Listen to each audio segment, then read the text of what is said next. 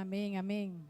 Estas hermosas alabanzas se conectaban tanto con la palabra que Dios me dio hoy. La primera decía, avívanos, avívanos. ¿Cuánto queremos nosotros un avivamiento que impacte el mundo y un avivamiento que despierta a la gente distraída? Porque Dios hace esos avivamientos, pero hay mucha gente distraída. Y la siguiente alabanza, ¿verdad? Que dice que Ana decía, nosotros dependemos de Él y tiene que ser así, porque no hay otra manera de que tú te rijas en este mundo que Él creó si no dependes del que te creó. ¿Quién más puede restaurar nuestras vidas si el alfarero, si el que nos creó? ¿Quién más nos conoce más cómo nos hizo, qué colocó en nosotros? ¿Quién puede reparar un carro sino el mecánico? Y más aún el que fabricó el carro. ¿Cuánto más no puede hacer? Entonces nosotros le damos las gracias a Dios y por estar aquí, porque podemos estar, como lo decíamos, en un hospital, atendiendo una desgracia, una situación difícil en nuestra vida, pero qué bueno que estamos aquí en esos asientos cómodos, ¿verdad? Confortables para poder escuchar la palabra de Dios, que muchos la tienen que buscar de una manera más sacrificada que nosotros. Nosotros venimos aquí cómodamente y podemos edificarnos. Hay que darle gracias a Dios por eso. Hoy te quiero hablar de la parábola de los dos cimientos. Y a partir de esta enseñanza que Jesús dio a sus discípulos, enseñarte cómo Dios me dio la palabra, cómo me ha dado la experiencia, lo que yo tengo, lo que yo he recibido de parte de Dios y que he utilizado y que lamentándolo mucho he a veces aprendido cuando ya he cometido los errores, cuando ya he cometido las faltas, ¿verdad? Porque nadie es perfecto y no podemos llegar a todo. Pero aún así, de los errores, de las cosas que nosotros, de los desaciertos que nosotros podemos tener con nuestra familia, con nuestros hijos, aún así Dios se glorifica y nos da un aprendizaje. Todo proceso lleva un aprendizaje y todos los procesos se abrazan, se viven, se medita cuando estamos en ello para poder sacar lo mejor. Y esta parábola me dio muchos recursos para yo poder indagar cómo decirte a ti, cómo yo puedo aportar a tu vida de parte de Dios una manera de edificar sobre la roca. Esta parábola la vamos a encontrar en Mateo y en Lucas. Y quiero que me acompañes en esa lectura. Primeramente vamos a leer Mateo 7 del 24 al 27. Y dice así: cualquiera pues que oye estas palabras, toda la enseñanza que ya él había dado, y las hace, le compararé a un hombre prudente que edificó su casa sobre la roca. Descendió lluvia, vinieron ríos y soplaron vientos y golpearon contra aquella casa, y no cayó, porque estaba fundada sobre la roca. Pero cualquiera que oye estas palabras y no las hace, le compararé con un hombre insensato que edificó su casa sobre la arena. Y descendió lluvia, vinieron ríos, soplaron vientos y dieron con ímpetu contra aquella casa y no cayó. Y fue grande su ruina. Cuando Mateo relata esta parábola, él especifica que él se maravillaba de cómo la gente se asombraba con las enseñanzas, con la doctrina como la enseñaba Jesús. Porque él, aunque buscaba maneras alegóricas, como ya lo hemos dicho, ¿verdad? Buscaba metáforas y parábolas, buscaba la manera de hablarles con un lenguaje sencillo. Él suavizaba la enseñanza para que pudiera llegar, pero no suavizaba la voluntad de Dios. No, él pudo haberles dicho, si tú edificas en la arena, van a venir lluvias, tormentas, torrenciales y te van a llevar. Pero si edificas en la roca, no te va a pasar nada. No va a llover, no va a soplar viento, no se va a tambalear esa casa. Pero él en la parábola especifica, ambas casas van a sufrir las mismas tempestades y con ímpetu, con el mismo ímpetu las va a golpear. Pero si edificas sobre la roca, esa casa no se moverá. esto lo hacía muy diferente, a Jesús lo hacía diferente su forma de predicar a los escribas y fariseos. Y Mateo lo especifica aquí en su versículo, el que está luego, y dice, y la gente se maravillaba de su doctrina, de cómo el maestro enseñaba. Y ahora vamos a leer donde Lucas también hace referencia a esa parábola. Ambos la parafrasearon, pero captaron palabras muy específicas en las dos que Jesús dijo. Y aquí podemos leer, cuando Lucas cuenta esta parábola, la podemos encontrar en Lucas 6, del 46 al 49. Y dice así: ¿por qué me llamáis Señor, Señor, y no hacéis lo que yo digo? Todo aquel que viene a mí y oye mis palabras y las hace, os indicaré a quién es semejante. Semejante es al hombre que al edificar una casa cavó. Quiero que te quedes con esta palabra, cavó, y con esta otra, y ahondó, y puso el fundamento sobre la roca. Y cuando vino una inundación, el río dio con ímpetu contra aquella casa, pero no la pudo mover, porque estaba fundamentada sobre la roca. Mas el que oyó y no lo hizo, semejante es al hombre que edificó su casa sobre la tierra, sobre la arena, dicen algunas versiones, sin fundamento, contra la cual el río dio con ímpetu y luego cayó, y fue grande la ruina de aquella casa. Entonces aquí vemos cómo Lucas, me gusta la manera en que él lo relata, porque dice que el hombre que edificaba la casa, él cavó, excavó, ahondó. O sea que él no consiguió una roca por encima de la arena y ahí edificó. Él dice que el hombre cavó profundo para conseguir la roca. Y en la parábola de Mateo, dos palabras importantes que podemos ver aquí es prudente e insensato. Y yo buscaba, algunos ya podemos, nosotros sabemos lo que es prudencia, ¿verdad? Y sabemos cuál es el concepto, pero yo te voy a dar algunos que me gusta. Prudente, su sinónimo es cuerdo, con buen juicio, o sea, cuerdo. Yo tengo que estar atenta, yo tengo que estar,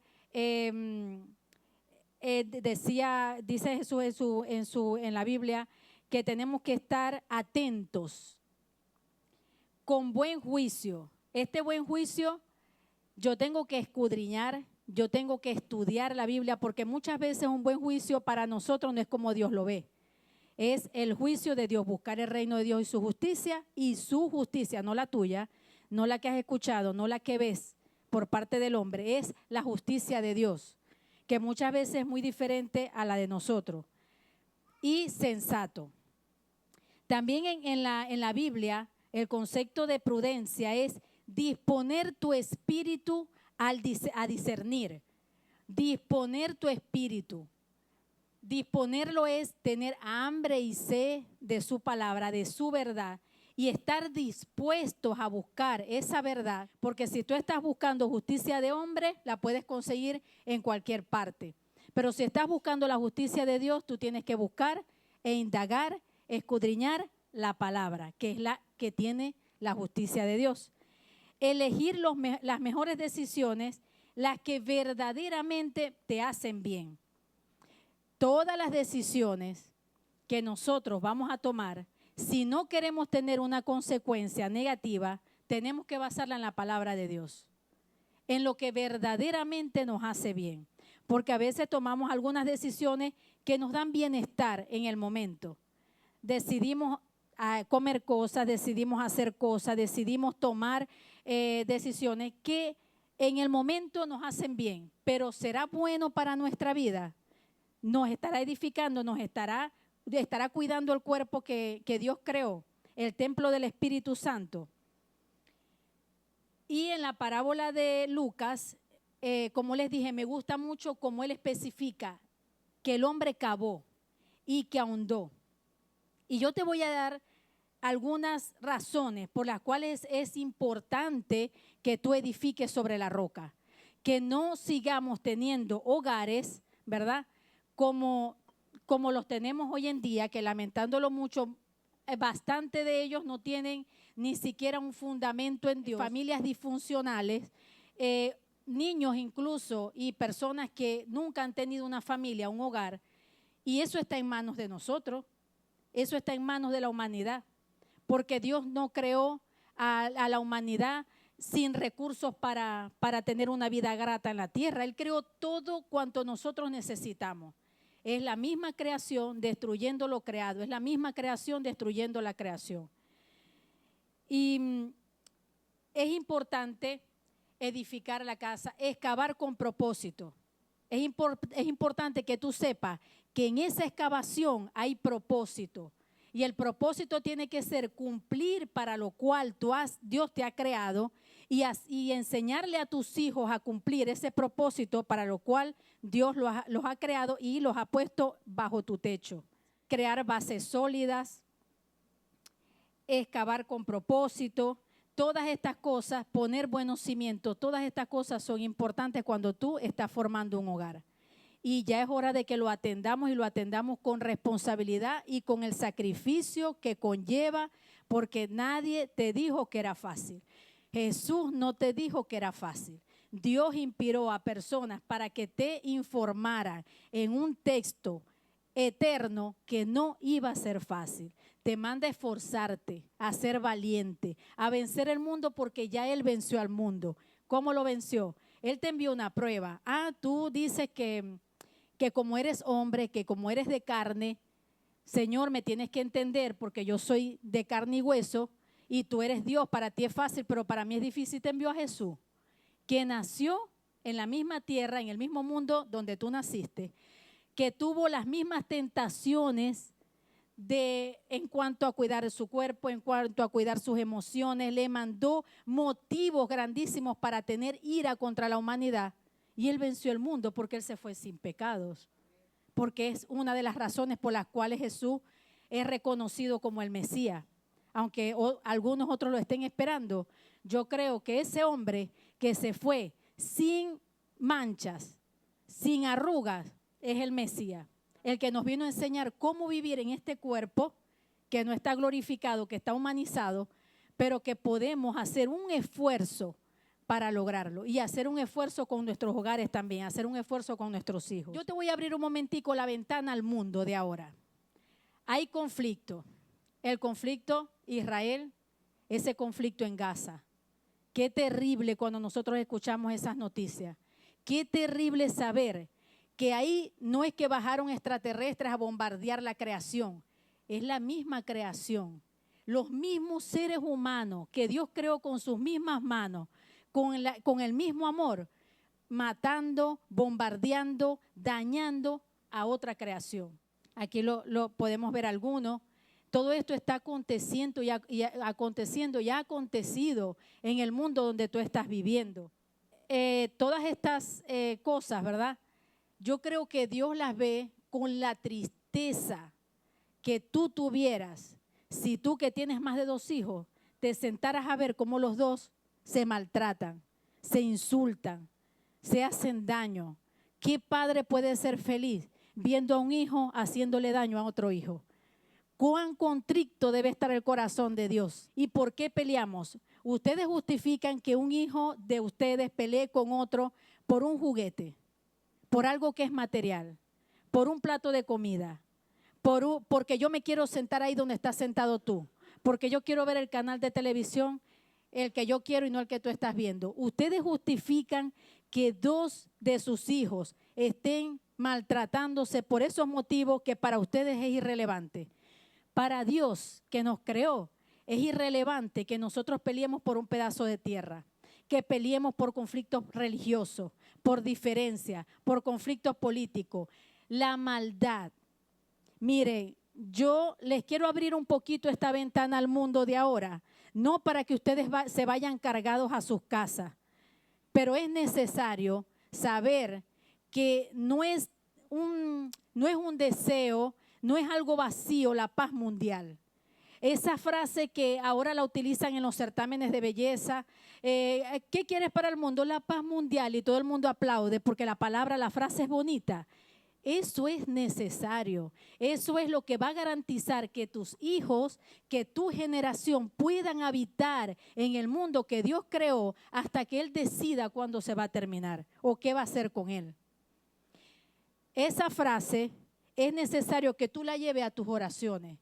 Yo veía algunas noticias, yo tenía mucha sensibilidad antes de ver noticias, porque yo recuerdo, no sé si ustedes tienen tanta edad como yo, pero yo recuerdo cuando nos comenzamos cuando comenzamos a tener acceso al mundo por medio del internet, por medio de videos. Y yo recuerdo haber visto por primera vez cómo los niños de África tenían que hidratarse, esperar que un animal hiciera sus necesidades para ellos tomar la orina de esos animales. Cómo habían situaciones que nosotros no conocíamos porque no teníamos esa ventana al mundo. Y yo pasé mucho tiempo mal, me enfermé, yo casi no faltaba al trabajo, y ese día falté al trabajo, y la única respuesta que yo le di a mi jefe cuando me llamó fue, le dije, mira, me siento mal.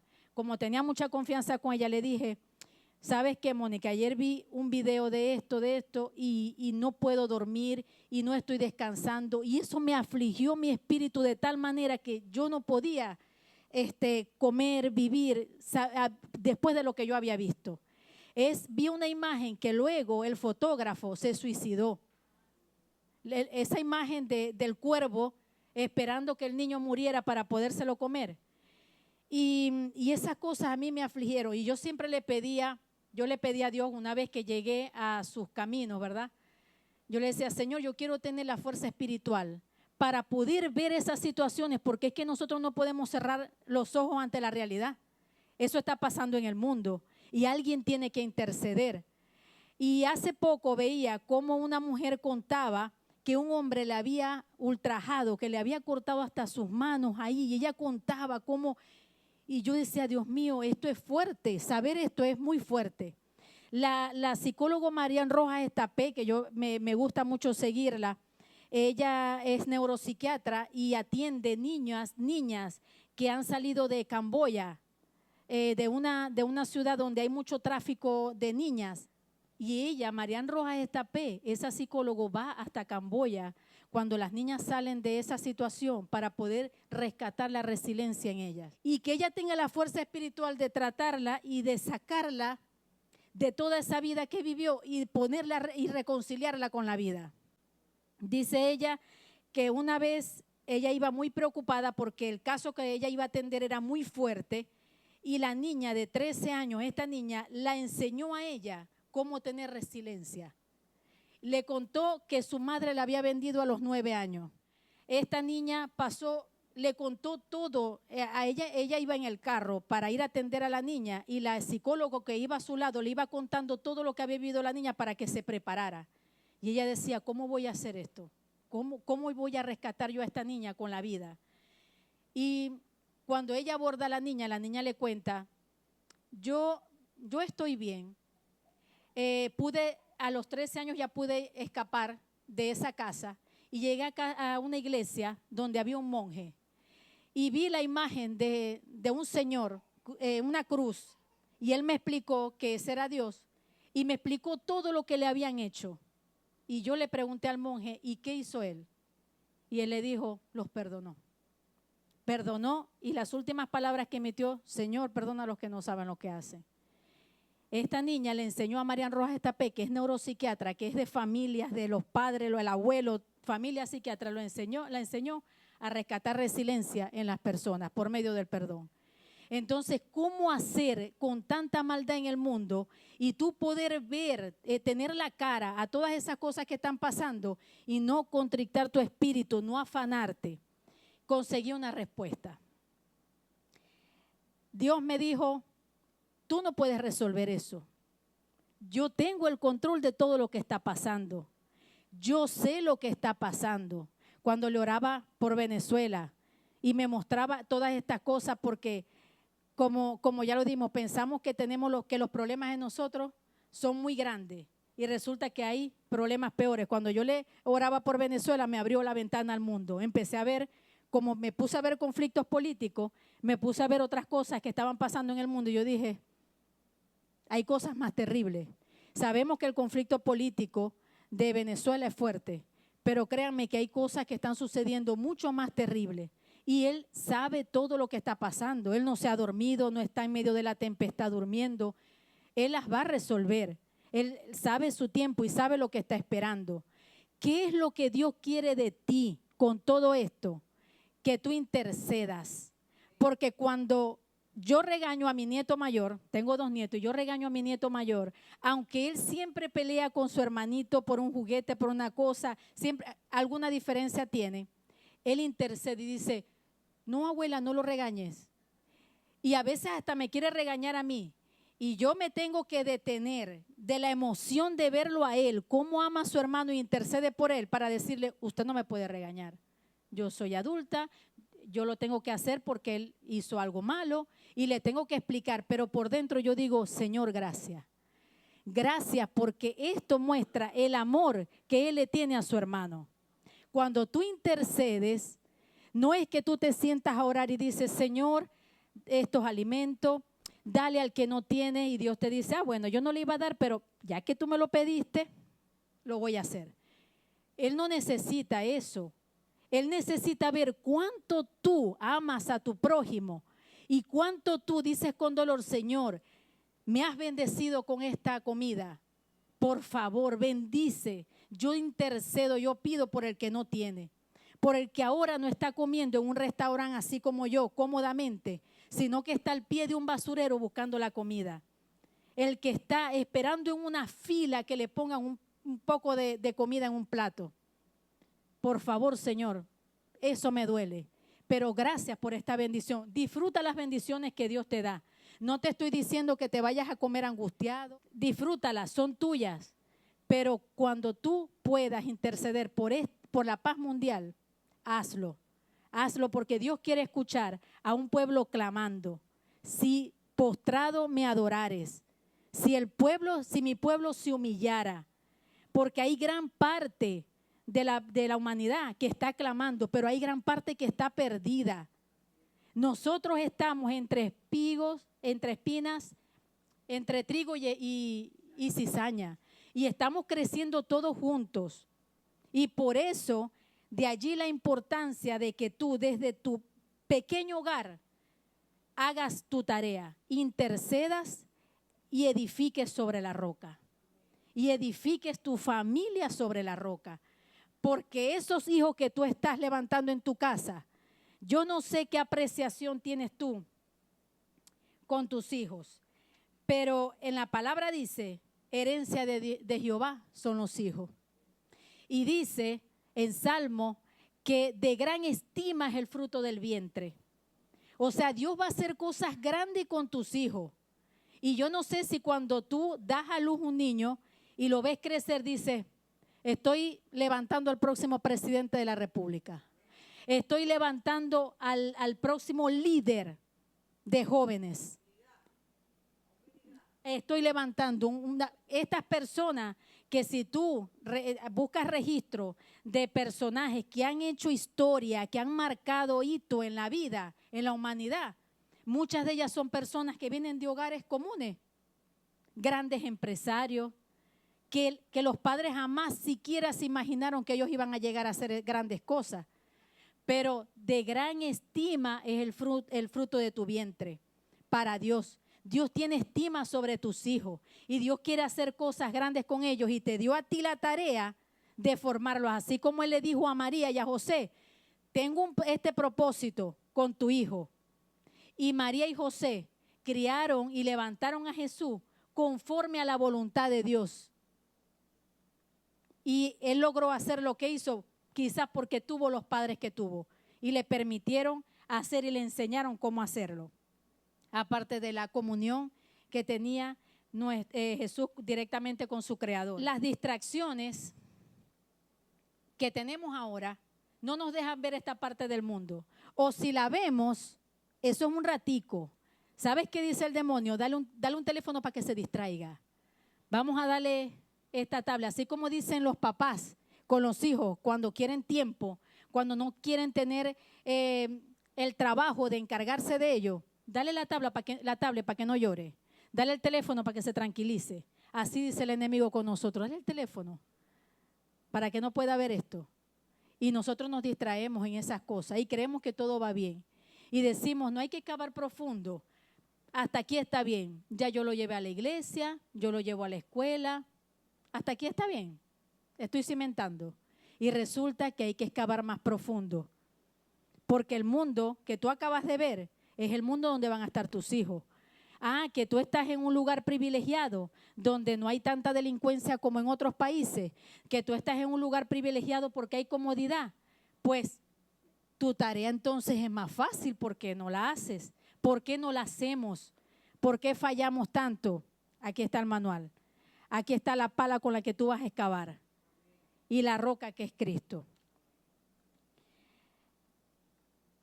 Estas distracciones son tanto que fíjate que en la Universidad de Asbury, Kentucky, ¿recuerdan? ¿Alguien recuerda ese evento de ahí?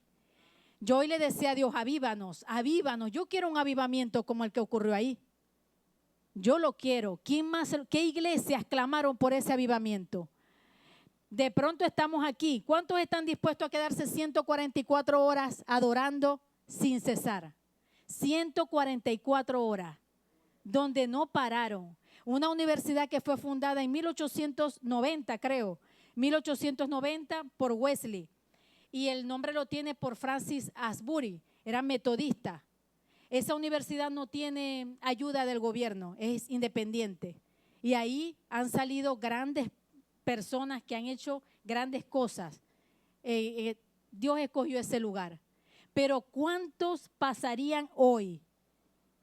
2 semanas, porque estuvo más de 2 semanas el avivamiento aquí. ¿Y quién puede olvidarse del que el colegio comienza pronto, que me van a botar del trabajo? Pararon todo, detuvieron todo y hacían cola en la entrada.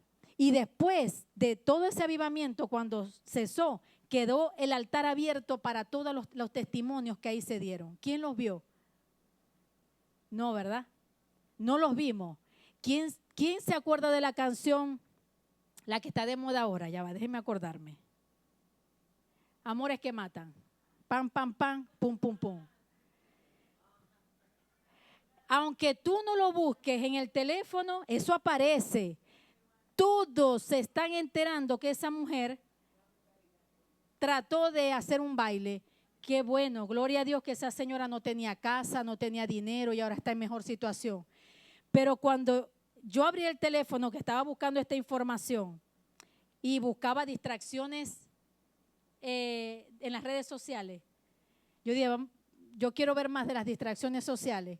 Estaba ella con guardaespaldas, caminando. Y yo decía, así entró Jesús. Así entró Jesús cuando la mujer tuvo que ir por todo abajo para poderle tocar el manto. O sea, y ahora está esta mujer haciendo eso. O sea, ¿qué edifica lo que hizo? Y está bien. Miren, yo no estoy en contra del humor. Yo no estoy en contra del humor porque no hay nada más delicioso que reírse hasta que se te salen las lágrimas. En las lágrimas hay cortisol y eso desahoga. Llorar es necesario, reírse y llorar de la risa es bueno, ¿verdad? Porque eso te descarga. De ahí es porque la risoterapia es buena, es que en ella se descargan pequeñas cantidades de sustancia química que te producen estrés, que es el cortisol, y ahí en las lágrimas salen. O sea, reírse es bueno. Pero distraerse todo el día en un teléfono, sacándole el cuerpo a lo que tú tienes que resolver, a los platos que tienes que lavar, al estudio, a los trabajos que tienes que hacer, a todas tus obligaciones. O sea, ¿cómo tú vas a distraerte y vas a abandonar todas las cosas que tienes que hacer por algo que no te edifica? Entonces, yo veía esto, yo decía, qué triste, ese avivamiento no se escuchó más. Y fue un fenómeno religioso, sobrenatural, que todos deberíamos sentir el anhelo por vivirlo. Yo no pude irme a ese lugar, hubiese querido ir, pero a mí me gustaría que Dios tenga la bondad con esta pequeña iglesia, con este pequeño rebaño, como dice la pastora, y nos dé un día un avivamiento, que nos olvidemos de todo. Después vemos cómo hacemos con el trabajo, con todo. Que estemos aquí, hijos, esposos, todos disfrutando de la presencia del Señor. No le vamos a pedir mucho. Vamos a pedirle 1 o 2 días continuos. Esos jóvenes no pararon. Ahí no había un personaje religioso de alta dirigiendo ni intercediendo por tus emociones, ni avivándote por medio de palabras. Ahí no había nada. Eso fue totalmente espontáneo. Ahí estaba el Espíritu Santo. Todas estas distracciones, ¿verdad? Nosotros tenemos que dejarlas a un lado. Como te digo, es bueno reírse. Yo creo que hay gente que tiene esa capacidad, son habilidades que Dios le da a las personas. Hay gente que es muy ocurrente. Yo tengo amigos que son tan ocurrentes que yo digo, yo sé que cuando voy a una reunión con ellos, yo me voy a preparar porque lo voy a disfrutar, me voy a reír. Y son compartir sano, de risas, de disfrute. Hay gente que, como les digo, es muy ocurrente. Gente que sale, que se gana la vida haciendo reír a otro. Eso está bien. Pero a mí no me da risa ver cómo 2 personas se ponen una delante de la otra a darse bofetadas hasta desmayarse. Eso a mí no me da risa. Eso es barbarie para mí. Y hay cosas que salen en las redes sociales que ya tus hijos las toman como cómico porque están aprendiendo que eso da risa. Y así están levantándose, sin la sensibilidad de que uno le esté haciendo daño al otro. Para mí, algunos deportes, mi opinión, mi humilde opinión, todos los deportes, todas las cosas que hoy se llaman deporte no son deporte. Porque yo no puedo entender cómo una persona voluntariamente se expone a que otra la golpee hasta que le cause un daño cerebral. Una desfiguración de rostro. Mujeres por dinero. Porque Dios, aunque todas estas prácticas se hacían cuando Jesús peregrinó aquí en la tierra, no quiere decir que esté bien. Es que la homosexualidad es cuando Jesús estaba aquí. Antes de Jesús ya existía, pero no está bien. Para eso Él vino. O sea, Él vino por eso. Él vino por todas las cosas que no estaban bien. Por esas barbaries, por toda la distorsión de los diseños divinos. Por todo eso vino Él. Quiero mostrarte una imagen que representa las capas de la tierra. Te la quiero mostrar porque cuando Jesús enseña en la parábola que el hombre que trató de edificar la casa excavó, quiero que veas hasta dónde excavó. Pasó la capa de humus, de materia orgánica, de descomposición.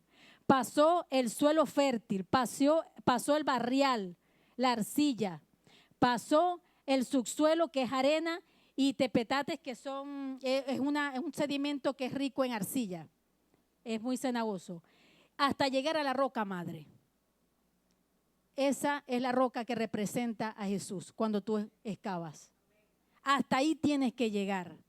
No sirve que la casa esté edificada en el primer tramo, en el segundo tramo. Te voy a dar un ejemplo. Yo voy los domingos a la iglesia. Mis hijos no van, pero yo voy. Y Dios dice que cubrirá a toda la familia. Y sé que algunas veces, porque me pasó, Dios trata con cada quien de manera diferente. Y pasa que tus hijos no son iguales a otros hijos, somos individuales. Esa individualidad es única, es maravillosa, es con la cual Dios nos distingue a cada uno.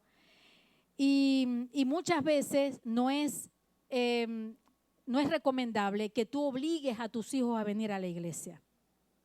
A mí me pasó que mi hija menor pasó por una etapa donde yo le pregunté mucho a Dios, porque habían opiniones que me decían, tú tienes que llevarla como sea, tú tienes que obligarla, pero ella no puede dejar de ir. Y yo conversé mucho eso con Dios, porque como ha dicho la pastora otras veces, las personas te pueden decir algo, pero es necesario que tú le preguntes a Dios. Hay momentos en que nadie te puede dar la mejor solución, sino Él. Y si tú tienes una relación con Dios, si tú tienes una relación bidireccional con Dios, pregúntaselo, que Él te va a responder. Y yo sentí de parte de Dios que no era conveniente que yo la obligara, que ella estaba en una transición y le dije, Señor, me quedaba horas orando en su puerta. Me tocó eso, me tocó orar en la puerta. Mucho tiempo me quedaba ahí. Cuando ella quedaba con el teléfono, yo le decía, por favor, lo cierras temprano. Ya era una adolescente. Ahí me quedaba yo después que cerraba la puerta orando. Porque hay momentos donde tú dependes solamente de Dios, donde ya tus herramientas, donde ya todo lo que tú tienes a mano, toda tu experiencia, todo el conocimiento que puedas tener, no te sirve de nada. Hay momentos en que sueltas todo y dices, Señor, en tus manos está. Solamente me corresponde orar. Pero nosotros tenemos un trabajo muy grande con los hijos. Fíjense que los reyes y los sacerdotes, los reyes y los sacerdotes, los reyes venían del linaje real, los reyes y los sacerdotes del linaje de levita, ¿verdad? Del linaje de Leví. Y cómo eran criados ellos, cómo los levantaban desde muy niños. A ellos les enseñaban a tener una corona que probablemente la de David pesaba 33 kilos. Era de oro puro, sumado con las piedras. Era muy pesada. Los músculos de aquí, el esternocleidomastoideo, que es el más largo, el nombre más largo, lo tenían que desarrollar porque ellos tenían que aprender a llevar la corona con el cuello rígido, con dignidad. Y esto lo hacían desde muy pequeño. Ellos tenían que ir a clase de espada para librar guerras. Tenían que aprender todo. Ellos no tenían una infancia con una tablet, con un teléfono, con el que va a jugar con el amiguito. A ellos los preparaban para la batalla, los preparaban para asumir el cargo que iban a tener. ¿Para qué estás preparando tú tu hijo? Para ser tiktokero, perdón. El no saberlo me glorifica. ¿Para qué lo estás preparando? O sea, de verdad tú tienes tan poca apreciación, y esto lo digo con todo, Dios me está hablando a mí. Cómo yo levanté a mis hijas. Les hablé de este manual de vida desde que nacieron. Porque los levitas a sus hijos, porque van a ser sacerdotes, ya se tenían que saber la Torá. Apenas empezaban a leer y a escribir. Se la tenían que saber. Y ellos no se la sabían porque le metían un chip. Ellos pasaban horas enseñándoles eso. Y a tu hijo no le quieres dar una Biblia porque se aburre. Cuidado que se aburre. No le voy a hablar de esto, no le voy a quitar el programa que está viendo, que yo me pongo a mirarlo y sé que no le está edificando, pero ¿cómo hago? ¿Cómo hago? Si yo le pongo otra cosa no le va a gustar, se aburre. ¿Es difícil? Nadie te dijo que era fácil. Jesús no te dijo que era fácil, te está hablando de excavar, te está hablando de ahondar. Y eso no es fácil, te vas a llenar de tierra, te vas a cansar, vas a soltar la pala. Está bien si sueltas la pala, vas a sudar la gota gorda. Está bien si sueltas la pala y alguna vez le dices, Señor, hoy no voy a excavar más, hoy déjame descansar, mañana continúo. Obra tú, por lo menos 2 milímetros de tierra, hazlo tú, que yo no puedo.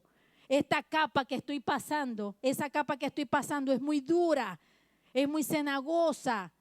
Hazlo tú, Señor, pásame, ayúdame a pasar, dame la mano. Y Él lo va a hacer. Pero contigo, porque los hijos son tuyos. Cuando tú dices, Señor, ¿por qué pasa esto? Señor, ¿y por qué tú no haces esto?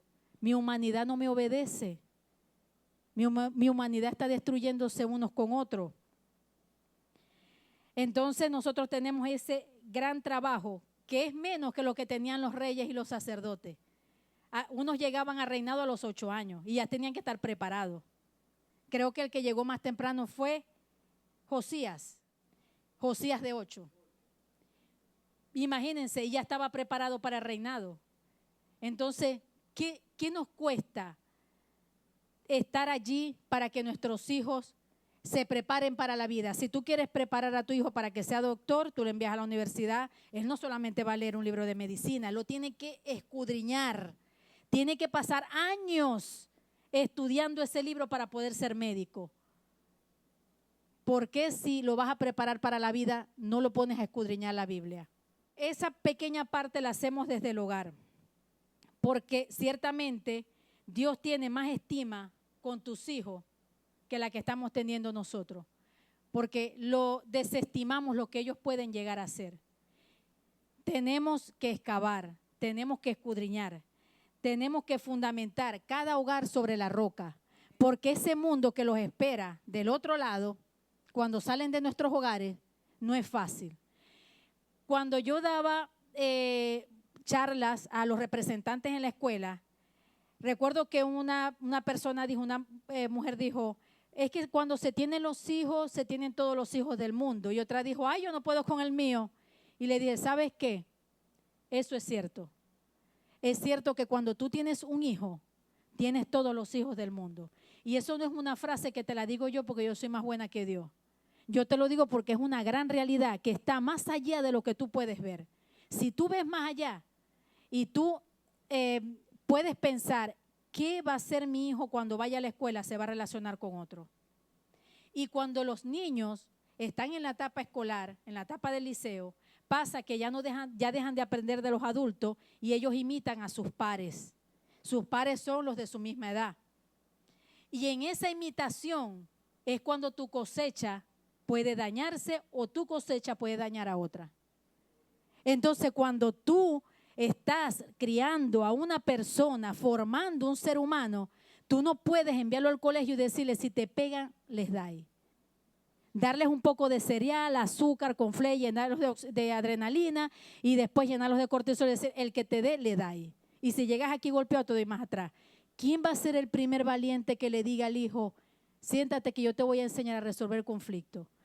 Si alguien te mira mal, vas hasta que la maestra. Si la maestra no hace nada, tú vas a que mayores. No estés solo con esa persona. Evita jugar con ese niño. Si tú te acercas a ese niño, trata de ser amigable con él. Si él no se deja, retírate. Si no, me lo dices. Y yo, adulto, yo, papá, no, dejo todo lo que tengo que hacer. Pido permiso en el trabajo y me dirijo hasta la escuela. Allí está el trabajo. ¿Qué es lo más fácil?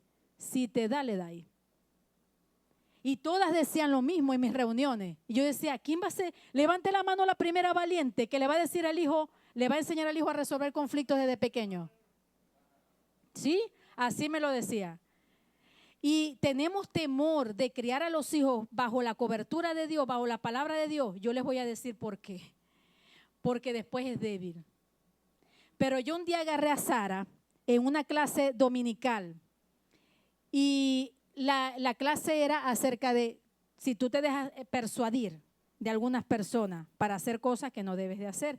Y les dije, tomen una hoja y escriban 5 cosas que ustedes jamás se dejarían persuadir sabiendo que está mal para hacerla. Ni de un compañero, ni de nadie que se los diga. Y entre las cosas que Sara escribió, colocó cambiar de género. Y yo le dije, ven acá, me gustó esto. Te voy a dar argumentos para que tú no te dejes persuadir, más de lo que tú tienes como base, como decir, es que mi mamá va a la iglesia, mis papás van a la iglesia, yo voy a la iglesia, yo no puedo hacer nada que a Dios no le agrade. Más allá de eso, te lo voy a explicar con célula. Tú no puedes cambiar de género porque todas tus células, y yo le pregunté, ¿tú sabes qué es una célula? Claro, sí, me encanta la biología, me gusta esa clase. Y le dije, bueno, siéntate que tú me vas a entender. Antes yo no podía decirle eso. Jesús no podía decirle esas cosas en sus tiempos a sus discípulos porque no le iban a entender. Sara, ¿con qué edad tiene Sara? De 12 años que tenía. Ya ella lo entiende porque ya tienen mayor información. Y le dije, todas las células de tu cuerpo tienen un núcleo y en el núcleo hay cromosomas que dictan cuál es tu código genético. Y hay 2 de ellos especiales, muy especiales que Dios eligió. Todos los demás cromosomas son asomáticos, o sea, pueden tener cualquier característica, hombre o mujer. Puedes heredar cosas de tu papá y de tu mamá, pero hay un par que Dios eligió para que dictaran cuál es tu sexo. Y está en todas tus células. Para que eso cambie, tienes que desaparecer. Cuando a ti alguien te diga, tú le vas a decir, te volviste loco. Estás loca. Es ilógico lo que me estás diciendo, porque tiene base científica para defender su argumento. cava hondo. No te estoy diciendo que vayas a clase de biología, ni que ellos van a la escuela, pero escudriña la palabra con ellos. Escudriña la palabra con ellos. Dales sedimento fuerte, dales argumentos fuertes para que ellos se puedan defender, porque ellos no van a ser débiles porque son cristianos. Ellos tienen que tener base sólida como cristianos para poder ser luz del mundo. Entonces tú tienes en tu casa luz del mundo. Dios lo piensa así, falta que tú lo creas. Quiero terminar haciendo una oración, ¿verdad? Por todas esas cosas que están ocurriendo y para que Dios te dé a ti y me siga dando a mí esas herramientas que necesitamos para excavar, para hacer de nuestros hogares hogares sedimentados en la roca, para que podamos llegar hasta la dura madre, para que podamos llegar a Jesús. No dejes que nadie te lo cuente. Escudriña tú la palabra. Tenemos que ser como el pueblo de Berea, que escudriñaba las escrituras, que más allá de lo que decía Pedro, ellos escudriñaban a ver si lo que le estaba diciendo era cierto. Entonces tú tienes que hacer eso. Y es difícil. Dios está ahí contigo.